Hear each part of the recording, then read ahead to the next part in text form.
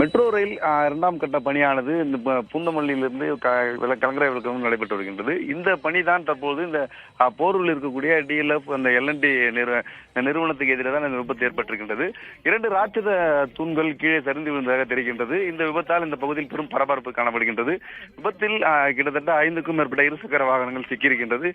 அதில் ஆட்கள் யாரும் சிக்கியிருக்கின்றார்களா உள்ளிட்ட பல்வேறு கோணத்தில் தற்போது ஆய்வு மேற்கொண்டு வருகின்றனர். இந்த விபத்தால் இந்த பகுதி பெரும் பரபரப்பு ஏற்பட்டிருக்கின்றது. அதே போன்று போக்குவரத்தும் ஸ்தம்பித்திருக்கின்றது. ஏனென்றால் சாலையில் 2 ராட்சத தூண்கள் விழுந்து கிடப்பதால் பெரும் பரபரப்பு ஏற்பட்டிருக்கின்றது. சென்னையில் மெட்ரோ கட்டுமான பணி பரபரப்பாக நடைபெற்று வரும் சூழலில் இந்த விபத்து பெரும் அதிர்ச்சியை ஏற்படுத்தியிருக்கின்றது. விக்னேஷ், தற்போது சம்பவ இடத்தில் போக்குவரத்து போலீசார் அதே போன்று மெட்ரோ ஊழியர்கள் உள்ளிட்ட பல்வேறு துறை அதிகாரிகள் முகாமிட்டிருக்கின்றனர். இந்த விபத்து எப்படி ஏற்பட்டது, என்ன பணியின் போது ஏற்பட்டது, ஏற்கனவே கட்டப்பட்ட தூண் விழுந்ததா உள்ளிட்ட பல்வேறு கோணங்களில் விசாரணை மேற்கொண்டு வருகின்றனர்.